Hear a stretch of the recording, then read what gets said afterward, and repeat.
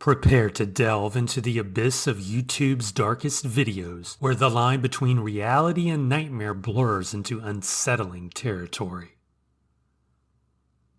Timothy Wiedermeyer had a coloring book channel that featured him coloring serial killers. This is his final video.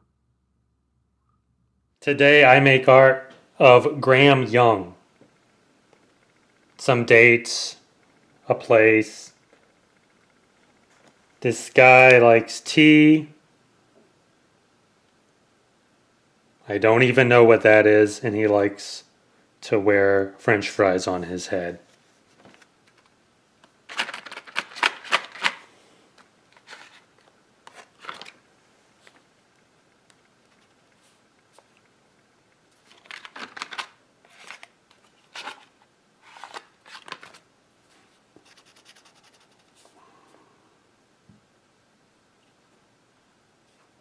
Let's color the French fries.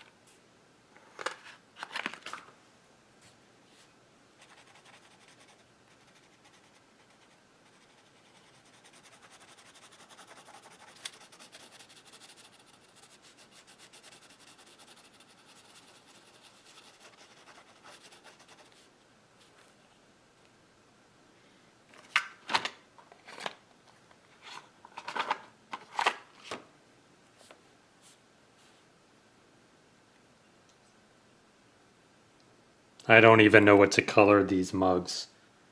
It seems like a bunch of busy work.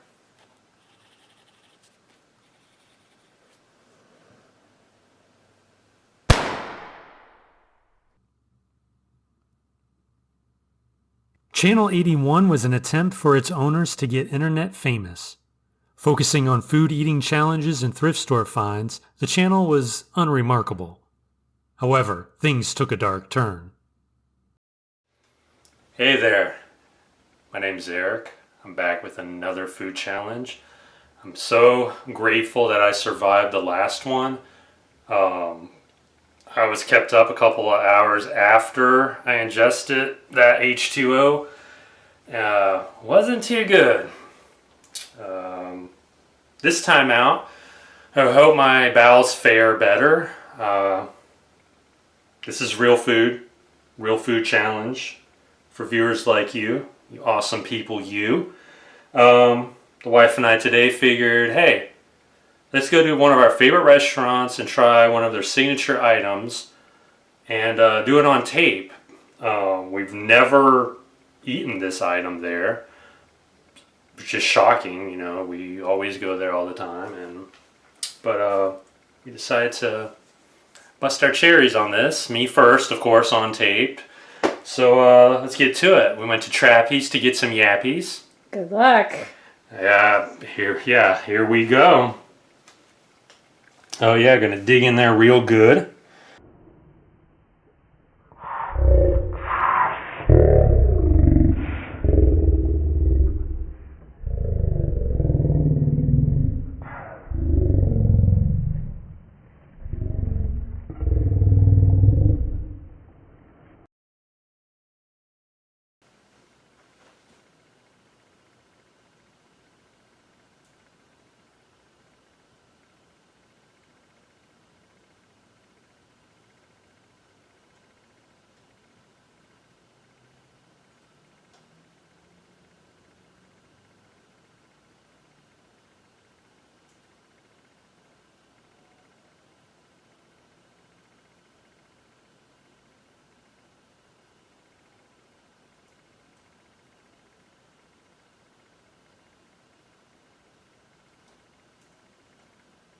Do you want fire?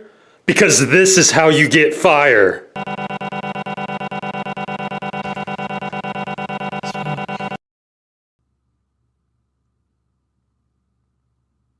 Terra the Android is one of the oldest and darkest YouTube videos ever.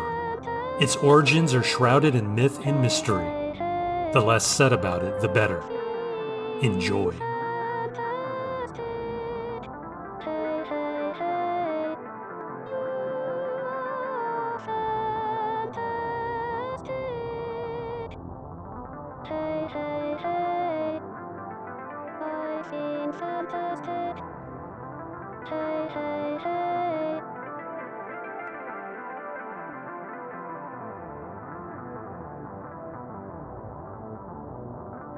You've seen fantastic, hey, hey, hey.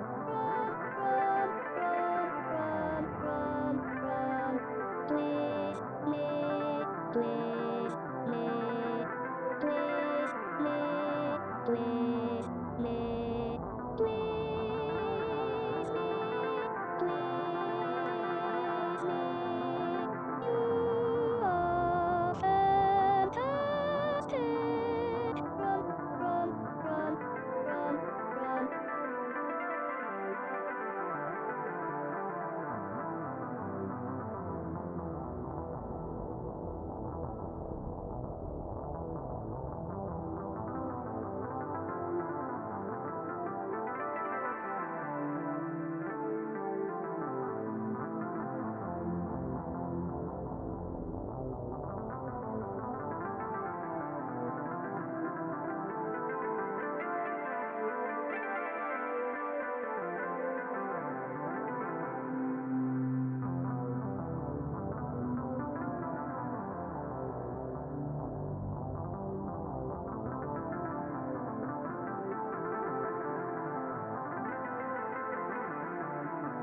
I've seen fantastic, hey, hey, hey.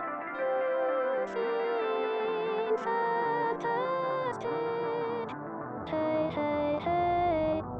You are fantastic, hey, hey, hey. I've seen fantastic, hey, hey, hey.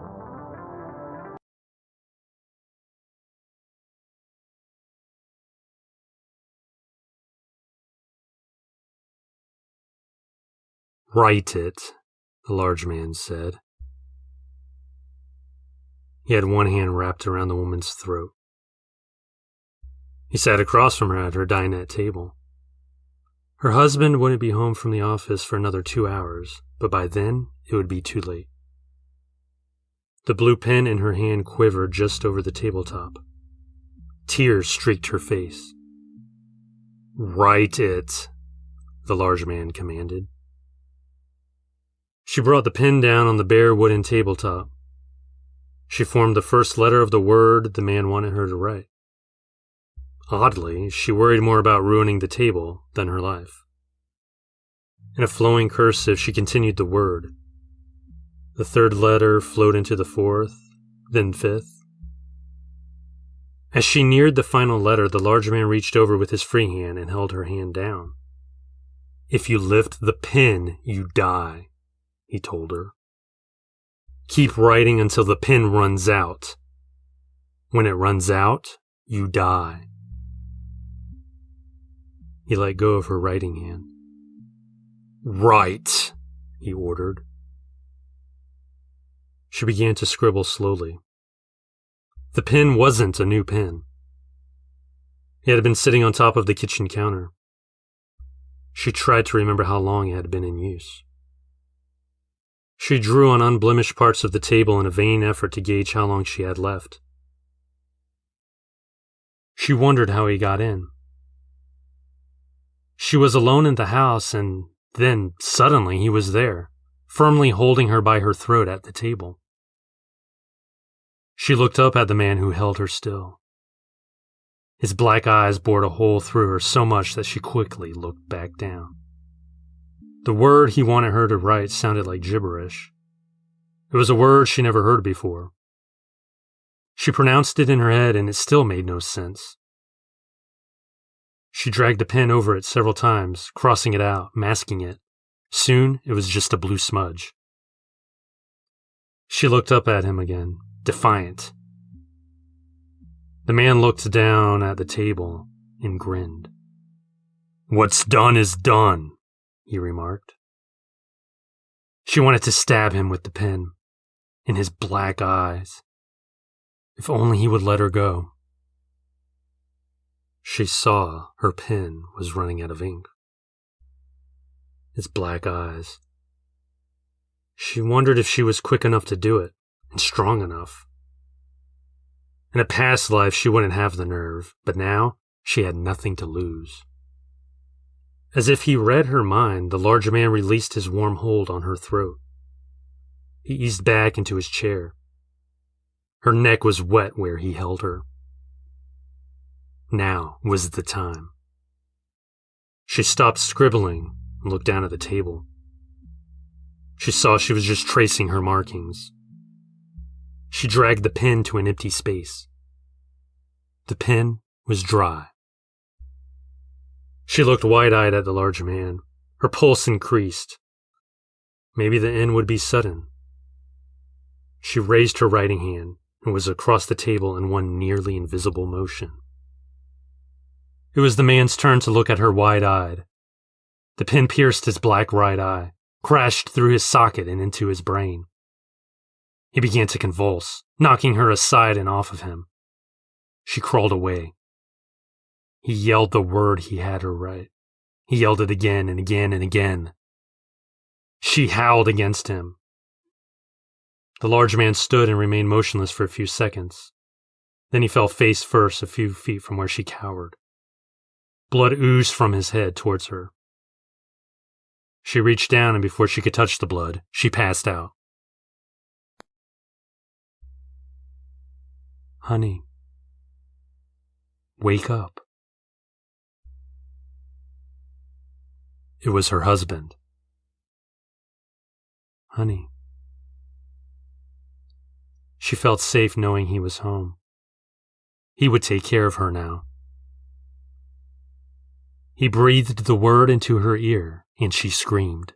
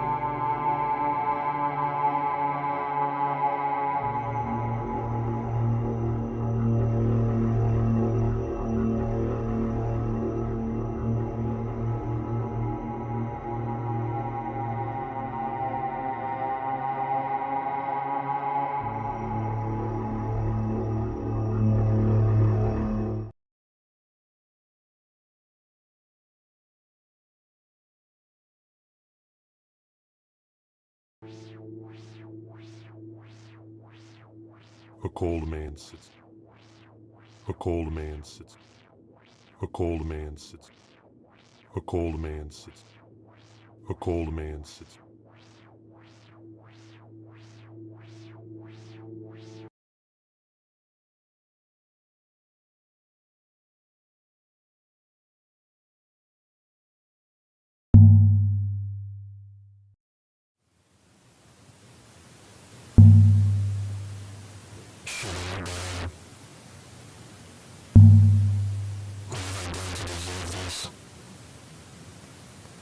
She lays in bed alone. She's always hungry, never thirsty. In my sleep, I still hear her in the bedroom, softly illuminating.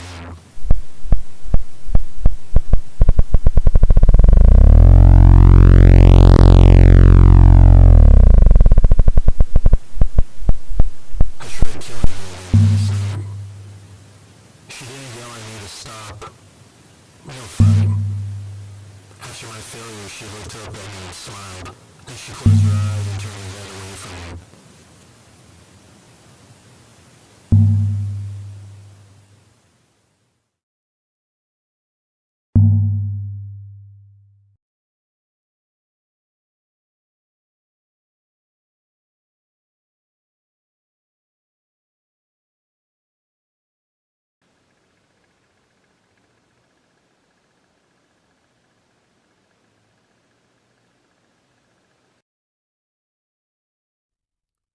Jugole.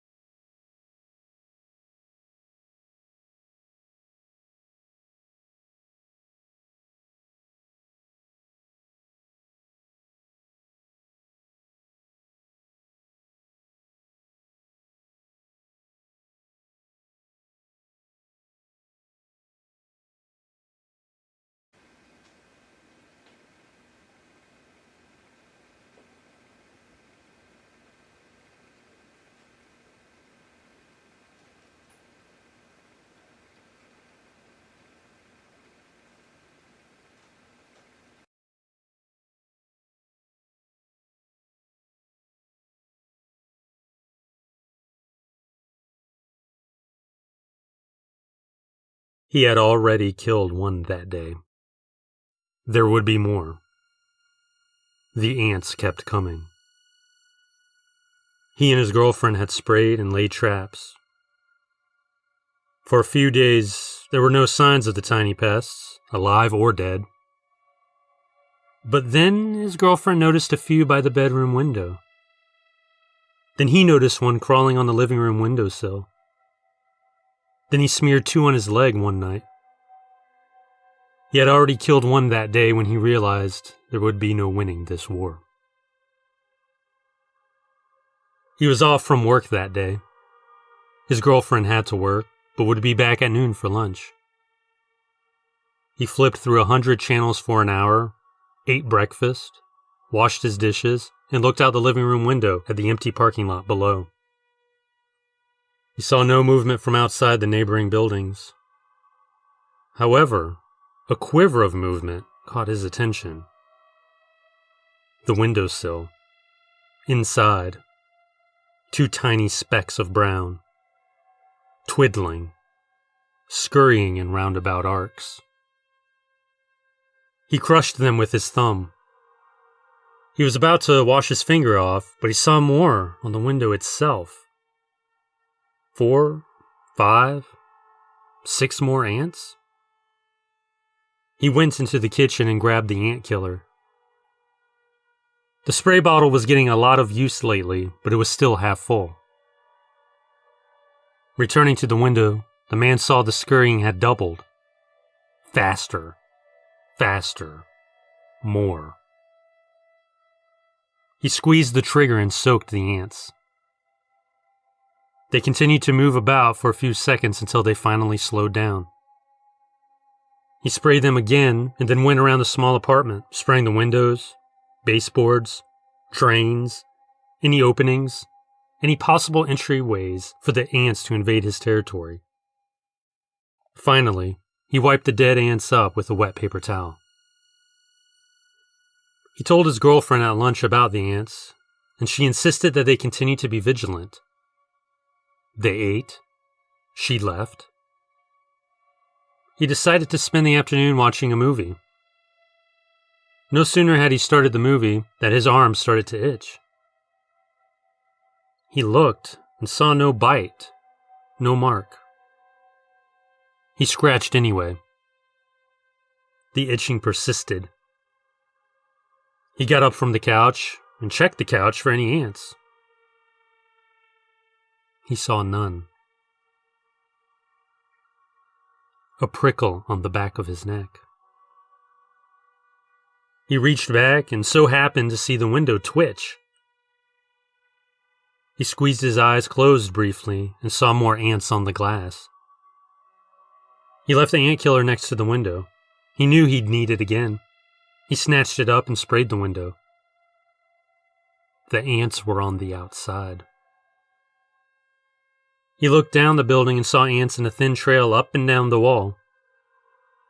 He wondered if his downstairs neighbors were having the same problems. He set the bottle down and went back to the couch. His neck still itched. Now his crotch. He stopped the movie and took a shower. The movie was over and he was asleep. The window was clear. And then, a singular dot of brown appeared at the bottom of the window, outside. The man woke and remained silent. He thought he could hear a squishing sound, as if someone was walking through muted mud. He couldn't pinpoint where the sound was coming from, or if he was still dozing. He turned to the window and saw the ant halfway up the glass. He was awake now. He got up and saw the ant was on the inside.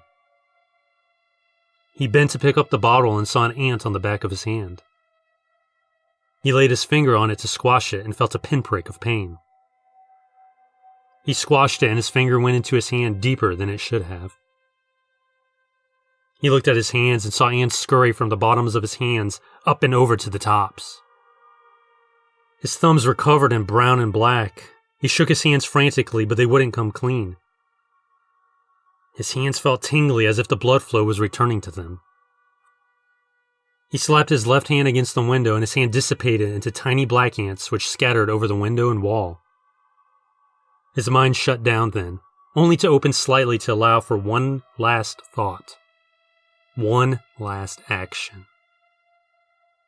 He grabbed the ant killer with his dark static hands and managed to twist open the bottle. His entire body tingled now. He raised the bottle to his lips and tipped its clear contents into his mouth and then onto his face. But by then, it was too late. She was outside with her 10-month-old.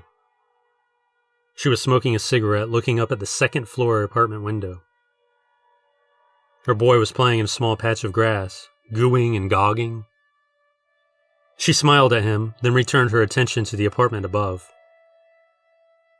She still couldn't believe what had gone on up there. She met her neighbors shortly after they moved in, and they seemed normal, nice. She talked to them when they would pass on their ways to and fro. Nothing the couple said or did suggested the terrible scene that would befall them.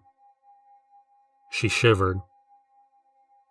She stamped out her cigarette on the sidewalk and walked over to her baby boy. He was chattering quite happily. She smiled down at him. He looked up and smiled back. A small black ant on his baby thumb.